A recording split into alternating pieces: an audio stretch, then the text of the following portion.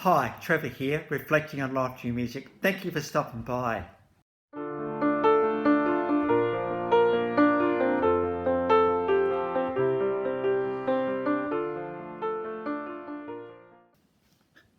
Well, come in today. You're very welcome. It's great to see you all back. I trust you just enjoyed my last video on crooner Andy Williams. And through his song Moon River, we looked at what we all want in relationships, but the journey to get there. So I trust you found that one encouraging. Well, going from there to Rensford, Somerset in 1929. And this guy was famous for playing one of these things. Now, I've got one in the house, so it made sense to actually show it to you. This is called a clarinet, and or licorice stick, and it's got all these keys you can see here. And so the more fingers you put on, the more the air has to escape down the bell and the lower sound. Obviously, take your fingers off, and you get a higher sound. There's a key at the back here, and you put that up, and that enables the whole instrument to go up an octave. It's quite amazing how whoever invented the keying system for a clarinet is pretty clever. But if I was just to play it like this, nothing happens. You might be thinking, well, that's a bit strange. Well, that's because you need one of these things. It's called a reed. And as a clarinet is a reed instrument, it needs the reed to vibrate with the sound to actually get the thing to work. Now, the reed goes into the top here. And the way it works, I'll just put it this way, this thing's called the ligature. You slide that up, you put the reed down, and you just make sure that the top of the reed's matching the top of the plastic, nice and straight, and then you do it up. Want to get it nice and tight there because you don't want the thing moving around once you start playing. That's tight. That's tight, and then you're ready to go. Now, I'll just give you a little bit because I haven't played forever.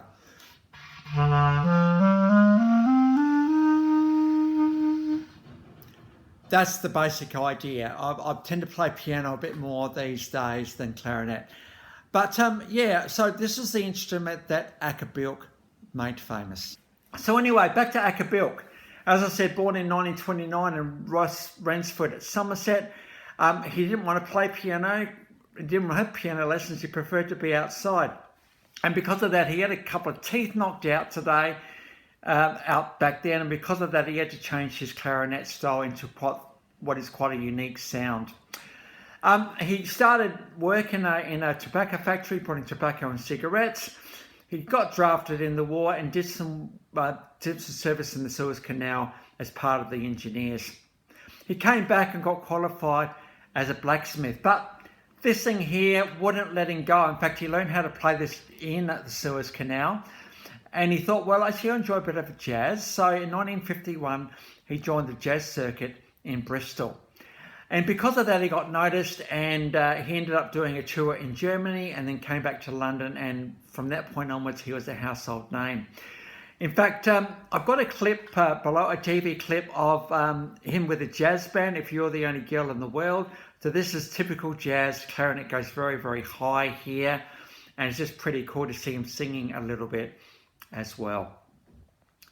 But of course, Acker Bilk is renowned for, well, actually the melody started off as Jenny, but it was later be called Stranger on the Shore, and this song made the most of his absolutely incredible, unique style.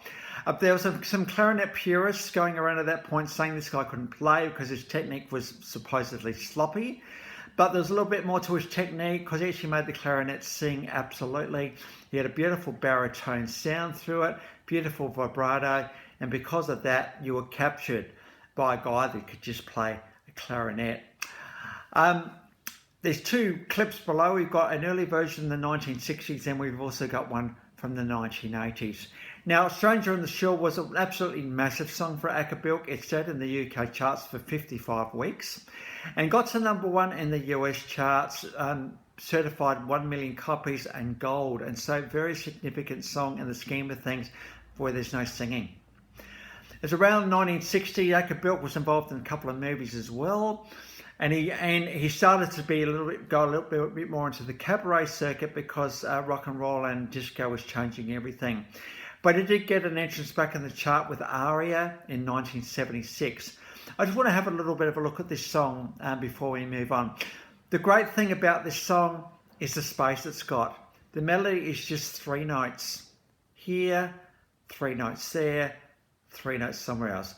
Ba ba ba, ba ba ba, ba ba ba. When you watch it, it's spine tingling actually how simple this is, but just how beautiful it is. And this is a beautiful image of what love is like. Effortless. I wonder. Simple. How often do we try and complicate love with what love isn't? It's simple. It's full of wonder. It's a space to reflect on that significant person in your life and what makes them so special. Love just takes you over, encapsulates you, it overwhelms you, it delights you.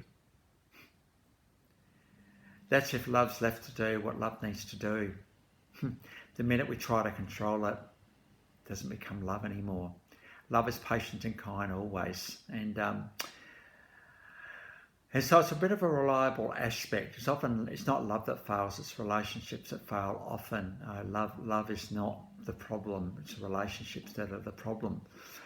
But if you can let love grow and let love do what it needs to do in a very natural and organic way, it can be a beautiful thing. So it's always good to think about our interactions, not just with relationships, with love. How are we going with love itself? What a great question that one is. And I think Acker Bilk in this clip is asking that question. How are you going with the simplicity of this, but the beauty of it at the same time? It's got a live version of that one. He got awarded an MBE, Member of the British Empire, in 2001, and he's received the BBC Jazz Award. Between 1960 and 1978, 17 studio albums, 25 EPs and 53 singles. And so he had a pretty amazing career. He did retire in 2012, and the comment was made, I've been playing Stranger on the Shore for 50 years. I'm kind of over it now. It's time to put that song to rest.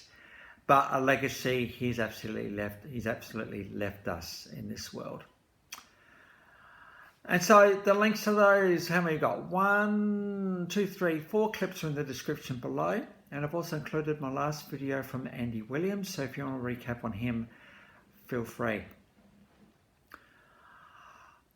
Well, if this is your first time, the Live Reflections through Music, or you've come back for another one, it's great to see you all back. Thanks for staying with me on this channel and for enjoying the diversity of genres that we do in this channel. So we did Andy Williams, a bit of a crooner, a bit of clarinet today. Next time we're going to go on to Alice in Chains, just for something completely different. So until then, I'll catch you around. Bye for now.